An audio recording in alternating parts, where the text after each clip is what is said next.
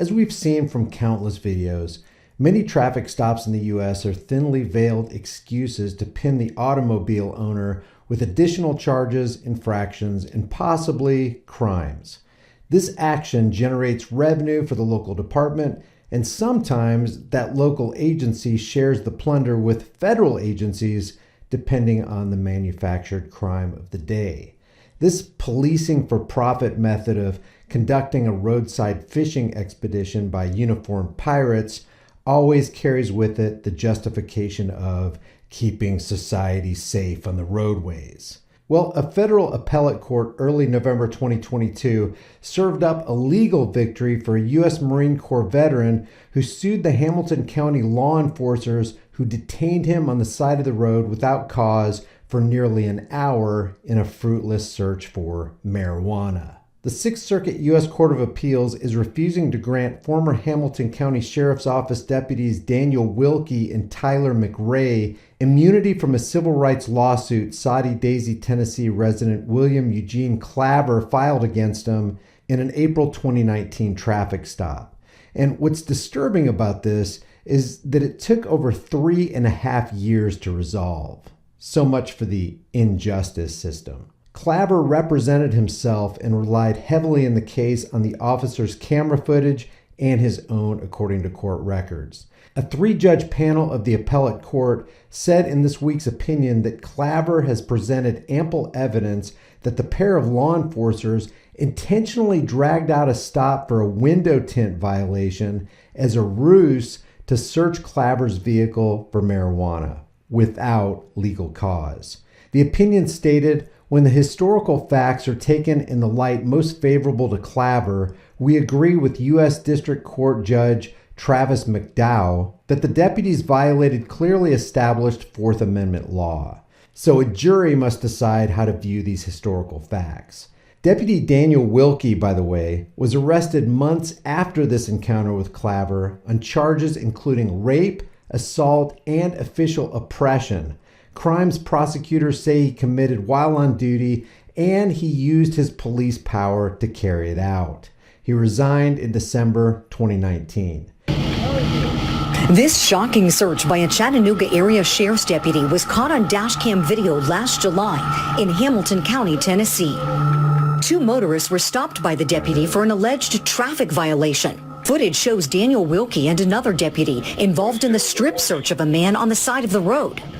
Wilkie allegedly performs an illegal body cavity search of James Myron Mitchell.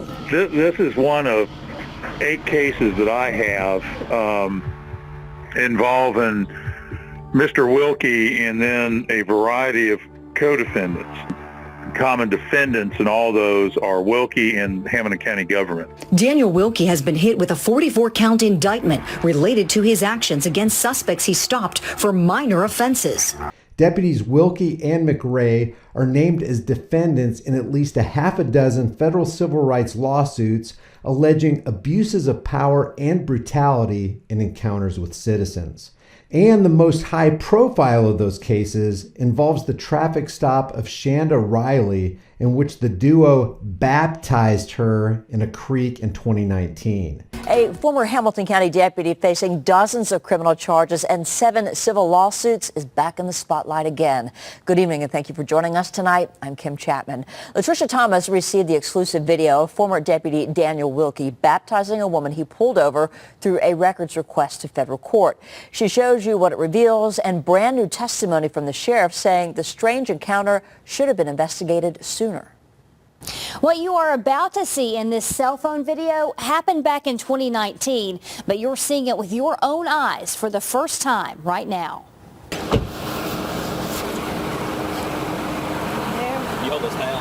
A baptism is a pretty common sight in the South, but this cell phone video, entered as evidence in federal court, shows a sheriff's deputy baptizing a woman he just pulled over. That deputy, Daniel Wilkie, seen stripped down to his boxer shorts. Shandell Riley, one of the 7 people suing him, saying Wilkie violated her civil rights.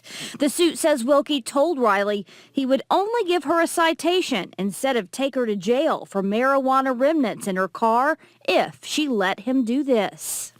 believe that Jesus Christ died on the cross, raised from the dead 3 days later. 42-year-old Riley died of a drug overdose earlier this year. After Wilkie's arrest, McRae was transferred to work as a school resource officer at East Ridge High School. He's since been accused of roughing up an East Ridge student without cause. And video of the September encounter between McRae and the student went viral. And guess where McRae ended up? He's transferred back to patrol. So deputies Wilkie and McRae claimed that they had the right to be suspicious of Claver in April 2019 because he seemed nervous and shaky after being stopped for window tint that appeared too dark. Mr. Claver countered that he had cause to be nervous and shaky because he'd heard about rumors of police brutality and abuse of power by some wilies in the law enforcement department and has tremors as a sufferer of muscular dystrophy. The Sixth Circuit Court opinion recounted as Claver reached for his driver's license, Wiley encountered about where Claver was headed, and Claver didn't answer. "Not gonna talk to me?" Wiley asked Claver. When Wilkie pressed with another question, Claver handed Wilkie his license and asked, "Am I being detained?" Wilkie replied, "Yes, because of the window tint violation." As Wilkie and McRae headed back to Wilkie's cruiser, Wilkie said the words "sovereign citizen" to McRae. Then the officers talked for a few minutes. Wilkie observed that the van had an obstruction, which was a Marine Corps sticker on its license plate, and noted that Claver has been, quote, shaking like a leaf, according to court documents. To add insult to injury, the pair of deputies decided to summon a drug-sniffing dog to the scene, but they didn't tell Claver. About 5 minutes into the stop, the officers returned to Claver's van and requested his registration and insurance card.